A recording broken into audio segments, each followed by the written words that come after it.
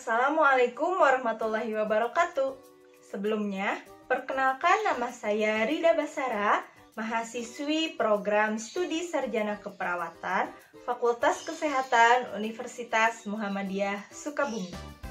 Di sini saya akan menyampaikan edukasi kesehatan tentang latihan napas SCBT dalam meningkatkan bersihan jalan napas pada pasien penyakit paru obstruksi kronis atau PPOK.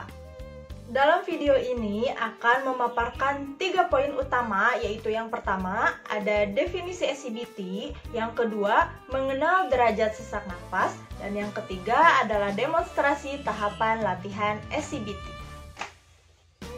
Di sini saya akan menjelaskan terlebih dahulu pengertian dari SCBT. Latihan napas Active Cycle Breathing Technique atau SCBT merupakan suatu rangkaian latihan pernapasan yang terdiri dari 3 tahapan utama, yaitu yang pertama ada breathing control atau kontrol pernapasan, yang kedua ada thoracic expansion exercise atau latihan pengembangan dada, dan yang ketiga ada huffing atau forced expiration technique atau hembusan napas secara paksa.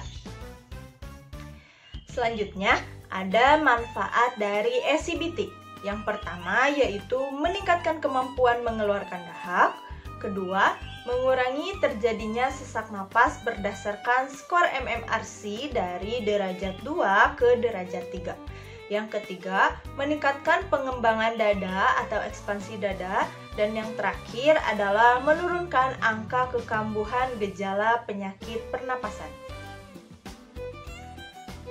Pentingnya mengenal derajat sesak napas berdasarkan skala MMRC.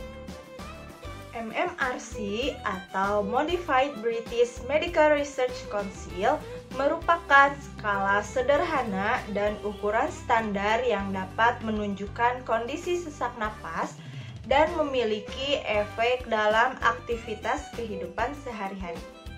Derajat sesak napas berdasarkan skala MMRC dibagi menjadi 4. Yang pertama yaitu derajat 0, yaitu sesak napas baru timbul jika melakukan kegiatan berat seperti berolahraga angkat beban, jalan lebih dari 100 meter.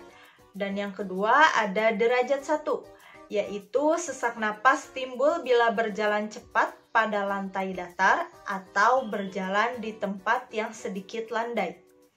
Derajat 2, jika berjalan dengan teman seusia di jalan yang datar, selalu lebih lambat, atau jika berjalan sendirian di jalan yang datar, sering beristirahat untuk mengambil napas.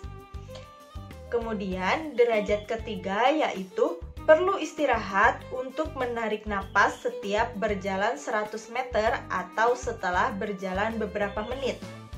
Dan yang terakhir ada derajat 4 yaitu timbul sesak napas ketika melakukan aktivitas ringan seperti mandi atau berpakaian. Selanjutnya ada tahap latihan pernapasan SCBT.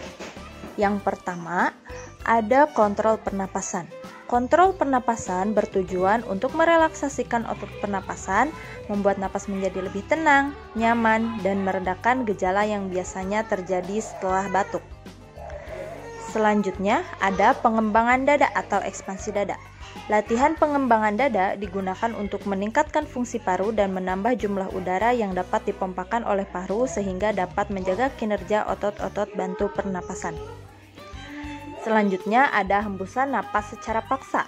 Latihan huffing dalam SCBT digunakan untuk memudahkan pergerakan dan pengeluaran dahak dari bagian saluran napas atas kemudian dikeluarkan melalui mulut.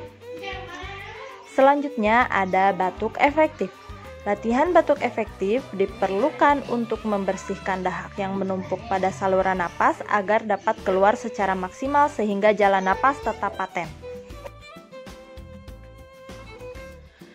Sebelum kita melakukan latihan SCBT, ada beberapa hal yang perlu dipersiapkan. Yang pertama yaitu atur posisi yang nyaman sebelum memulai latihan. Yang kedua, Kaji sesak napas yang Anda rasakan sebelum memulai latihan. Yang ketiga, tunda latihan apabila Anda merasakan kondisi sesak napas berat atau derajat 4, atau merasa sesak saat beristirahat, dan yang terakhir yaitu minum air hangat sebelum memulai latihan. Apakah Anda sudah siap melakukan latihan SCBT? Apabila sudah siap, kita mulai latihan SCBT-nya ya. Pertama, kontrol pernapasan. Tegakkan badan, letakkan tangan kiri di dada dan tangan kanan di perut Anda.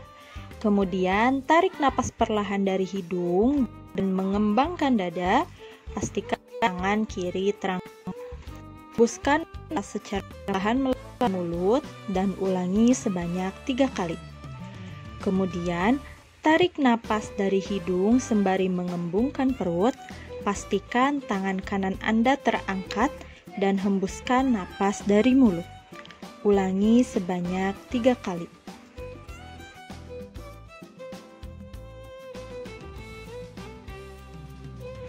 Kedua, pengembangan dada atau ekspansi dada. Tarik napas perlahan dari hidung. Tahan 2-3 detik dan hembuskan lewat mulut. Ulangi sebanyak 3 kali.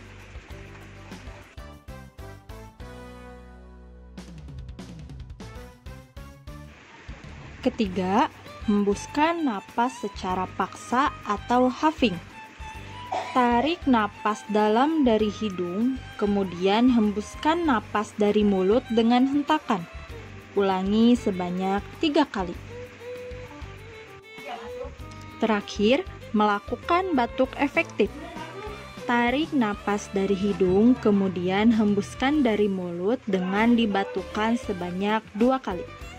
Lakukan sebanyak 3 kali.